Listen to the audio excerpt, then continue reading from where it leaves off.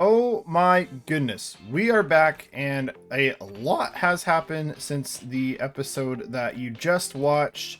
I'm going to insert a quick little clip of Charles and I going through that nether portal you see right back there. But before I do that, I wanted to explain to you how a nether portal is made. So you can see there's 2 blocks of obsidian right here, and then there's 1, 2, 3, 4 blocks going up, and then 1, 2 over going across, and then 4 back down. And that is like the structure of it, and then all you gotta do is light this on fire with a flint and steel. And then you go into the nether. Yep, okay. You ready? Let me throw some booties on my boots instead of my boots that I got on right now. Okay. Ah, you're already going! Yeah. Did I put on my golden helmet? I did. Yes. Be crouching when you come out. No, we're in the horrible biome I was telling you about. Then Charles and I were off. We collected materials, fought some ghasts, looked at some scary ledges, found our way into a crimson forest. Charles spent some time learning how to barter with these zombie piglins. Then we decided to continue all the way through the crimson forest until we found something more interesting. That is when we discovered Charles's first soul sand valley, and this is exactly what I was looking for, because I wanted to find ourselves a dehydrated ghast so that we can go ahead and make him a happy ghast. It took me literally no time at all to find a little buddy, and I could not wait to get him back to the overworld so that I could throw him in water and rehydrate him and make myself a new friend. But Charles and I were not done quite yet. We found another dried ghast, and then I decided to give it to Charles as a little bit of a gift, but we had one more thing we wanted to do before we left. That, of course, being to find the infamous Nether fortress, because we needed some blaze rods. We wanted to get our brewing going. We wanted to find the end. So we were not going to stop until we found one. And after a bunch of hours searching for a fortress, we really almost gave up hope. We were on our way back here as I decided to grab some glowstone until one just happened to pop up right into our faces. I keep thinking they're like regular pigmen where if you hit one, they all chase you till the end of time. We found one. And then almost immediately after Charles said he was trying to be safe and cautious, he put on his swim trunks, and then, well, this happened. Okay, I'm gonna try and be cautious and build a... No! No! Charles! No! I'm gonna die. I'm gonna die. No. Build to the station. Build to the land. Oh. Oh, I'm safe. I'm safe. How many hearts do you have? A lot. After Charles's near-death experience, we almost turned tail and went home, but a true adventurer would keep going, and that's exactly what we did, because we still didn't have the blaze rods that we were after. It was then in this moment where we did actually encounter our first blazes, and we didn't really get very many blaze rods off of them. Eventually, Charles and I made short work of the Nether fortress, taking advantage of the weak blazes and killing all of the wither skeletons. We made ourselves kings of the fortress and sat there and grinded some blazes for quite a while. We ended up both camping blaze spawners at different locations and got a bunch of blaze rods. It was around this point where we had so much good stuff in our inventory, we wanted to run all the way home before we got killed and lost it. After a long trek, we eventually found our nether portal and we went back to the overworld. And as you can see, we got our ghast all grown up here. Triscuit is the name, as you saw in the video, and she flies really, really well. Now I noticed that there's one thing I was missing now that I had a happy ghast, and that was snow. And snow is like a ghast's favorite thing. For some reason, they just fly to the snow. The point was proven to me. I had to find myself some snowballs. So what I did was I went and I found some snowballs. Well, I didn't actually find some snowballs exactly, but what I did do was I built this here snowman, and I could just make unlimited snow if I just do this. Well, at least not with my silk touch shovel that I have. This has to be not silk touch because it'll just make little snow things like this. They're kind of fun. Anyway, and then after that, I was really, really tired and I wanted to still be productive even though I was offline. So I went ahead and made an AFK fish farm. A lot of people have their 2 cents about AFK fish farms. They don't like the way that they changed the game in Minecraft. They don't like how you have to use outside software to use them. I say, if you could do it, do it. And they're super helpful and they get you levels when you're not looking. But on today's agenda, we're going to get a whole bunch of villagers and breed villagers and make a villager breeding hall and make an iron farm possibly. Yep, that's on today's agenda. And I'm very excited to get that going. So without any further ado, I think what I'm going to do is hop into a time lapse of me struggling to get villagers into this little villager section over here that I hollowed out. You can see the little hole right here. This used to be the hovel. This used to be the hovel, the very first night hovel. And as you can see it, Charles was so nice to put a railroad track all the way to here from underneath his house because he already has villagers and he's gonna let me borrow 2 of them so that we can make our own little villager family. And that was very nice of him to do that. He did that underneath my nose last night without even me seeing. So thank you, Charles. And I am going to get to this time lapse. The first thing we need to do is make a little bit of a villager breeder. Now this thing, what it does is you put some villagers in it, you feed them some food, and they're gonna make little baby villagers. And this is essential for making our villager breeder farm. Now what you're about to see is me actually go to Charles' house, use the railroad that we made, and steal some of his villagers. You can see I'm just kind of peeking through his chest. Charles, if you're seeing this, I'm sorry. I did use some of your resources in this heist. And oh boy, did we have a plan. I was going to go ahead and break a little drop spot underneath Charles's house, grab me a water bucket, and then make sure that there was a safe spot for them to land when I push them eventually down this little corridor. Now, before I do anything else, I would need to make sure I raid Charles's chest one more time just to make sure I have the necessary materials for this heist. Then I begin to lay the railroad for the pushy, put down the rail cart so I can get the villagers in the trappy. Then we go ahead and steal a villager, and we finally get to commence plan pushy. We let gravity do its thing, steal from Charles a 3rd time, give our friend a little bit of a nudge, and then we're on our way. Make sure nobody tells Charles, but we did actually just take his mending villager, but that's just gonna be our little secret. And as we finally catch up to our villager, we can see he's finally put in his spot in his forever not so forever home of breeding. Now we enter phase 2, where it literally means get a 2nd villager because it does take 2 to tango. We went ahead and got our 2nd villager, and we can go ahead and get this thing turned on. Let's fill some mine carts, harvest some of our wheat for bread, and don't forget to replant. I forgot to add some beds so that little baby villagers have a place to sleep. So, gonna go ahead and add them now. Now let's add some bread to this here dispenser and then we can get the magic going. By feeding these 2 villagers a bunch of bread, they should get very happy and make babies. Now it's time to clear out a space for the villager farm / iron farm and get to work. You can see here that I go ahead and just construct a quick little iron farm, double village style, and then right underneath I'm going to create a little villager trading hub. Now for the hard part, getting the villagers all in the little spots. I will say it was so cool seeing that there was a bunch of villagers, seeing that we haven't actually been here to check the progress in such a while. I was overjoyed. Now let's get to it. 1, 2, 3, 4, 5, 6, 7, 8, 9, 10, 11, 12, 13, 14, 15, 16, 17, 18, 19, and last one, 20. I have made this auto crop farm that you see behind me, but the file got corrupted. Yes, I'm so sad. I'm so sad the file got corrupted. But let me show you around. So this little tunnel I made, and it just branches off the old tunnel we used for the villager breeder. And I got a bunch of villagers in here. You can see this guy right here. He harvests carrots for me. I got this guy up here. He's working on beets because I need beets to trade with from the villager trader.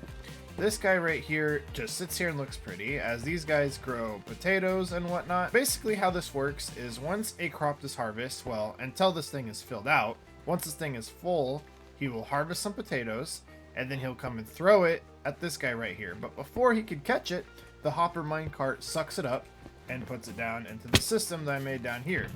Now, these chests, you can see I have carrots going and wheat going because the other 2 aren't full up yet, but this is just something we can sit around building, doing other stuff while we get like an endless rotation of food going. Now, I think I heard down the grapevine that Charles is on the server and he wants to come check out some progress on his house. So I think it's the perfect opportunity for us to fly Triscuit over to his house and see what he's up to. Now that we're on Triscuit, it's cool that we can kind of stand on her. Her, by the way, it's a girl. This gas is a girl. And we're gonna fly our way over to Charles' base. And I think he's online. Knock, knock, knock. Who's there? Charles. Oh, there you are. Hello. Hello. I see you got new cherry blossoms and a fungus tree. Yes, I did. Yes, I did. Let me go to park Triscuit at the Triscuit dock that we made off camera. Okay. Stay put, Triscuit. Hello. That took like 20 minutes, it felt like. Man, I could have just ran over here in 30 seconds. Oh yeah, significantly quicker. I don't think Triscuit, I don't think she's horizontally inclined. I think she's vertically a beast. Oh, 100%. So this little walkway is now full of cherry blossoms. Charles is going to give us the rundown of all his new area. Yeah. It also, if you look at the fungus tree over here at night, it looks like it has like thunder vines all across it, which it does. But the blue's nice. Yeah, it's bark. Yeah. Mm-hmm. Lightning bark. So if we come in here, come through the front door. Nice little cherry blossom touch. Yes, I haven't done a ton to this downstairs Oh, hey, yet. I haven't seen you guys in a while. How you doing, Mending Villager? Yes, I added also 2 more villagers. I added so you ended up getting a them back. butcher and a fletcher. Oh yeah, the viewers don't know that you stole them back. Yes, I got them back through a very long process, which I used your little thing downstairs and stole myself a couple more. A couple more of them, unfortunately, did die on the way over. Yep, nothing happened. I didn't take anything, I promise. Nope, and then if we come upstairs, we are going to have to make a trip to the Deep Dark eventually because I ran out of silk blocks. Oh, these things? I don't know anything about the Deep Dark, brother. I mean, I logically know about the I have Deep no Dark, clue. I but got I've too never scared. been there personally. I only went to the edge of it, mined these blocks, got too scared and ran off. I like that. Dude, you have such a whimsical bedroom, bro. This is where you sleep? Yes. This is the safest place. Speaking of sleep, I'm going to sleep right now. Yeah, maybe it won't be rainy. Maybe not. It'll at least be daytime. I see. Is this your new iron farm over here? Yep. I got to get rid of the old one behind. And it stopped raining, so you can see it really clear now. Overlooks my farms. Wow. But yes, I need to get... I haven't even showed the 4, viewers how well 5 more. I haven't showed the viewers how well our iron farm is working. Yes. Yeah, So I need about 4 or 5 more of those sulk blocks in order to finish up that section up there. If you go up to this middle chest, or I'm sorry, top middle chest, you will see I was very productive in my diamond hunting. Ooh, yes, we're gonna do a major resource gather, probably the last diamond hunt of the season. Nice. If you jump down here, don't forget to crouch. There's a slime block. Very nice. I made this little tunnel a lot more decorative. Blackstone, chiseled blackstone. Yep. If you come down here, all right. I finished this room off. Your little brewing room. We've never been here before. I don't think. I don't think the video has been here before, but yeah, definitely. Yeah. I hit you. Ow. Oh. I forgot the name of the type of block above us, but whoa. Oh wait, let me see. Oh yeah, here. basalts. This is pillared basalt. Yeah, chiseled, pillared basalt. Pillared basalt. And then I used all of the blue fungus I have to come down this way, and as well as the wood to make a pathway. Come on, it's called warp fungus. Sorry, warped fungus. I have yet to design this room out, but my massive nether portal. Yeah. And my lava generators.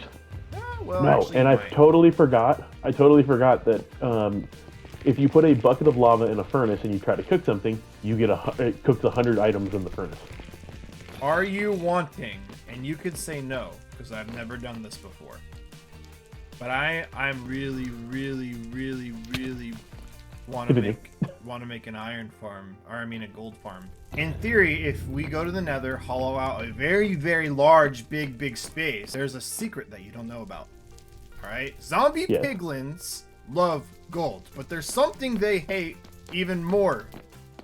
They hate turtles. This is a Minecraft fact. With that fact, if we get ourselves some turtle eggs, and we make a spawnable area. Eggs? Yeah, we can get turtle eggs. Believe it or not, yeah, we can. And they bury some. What about chicken eggs? I got tons of chicken eggs. No, they don't have. No. Zombie piglins, they do not have beef. You can totally take those. I will take them. Zombie piglins do not you better have not beef spawn them in here. with chick. This is funny because it's the mix of different meats. But zombie piglins, get it? Because pork doesn't have beef with chickens. Ooh. Whoa, that's a bar.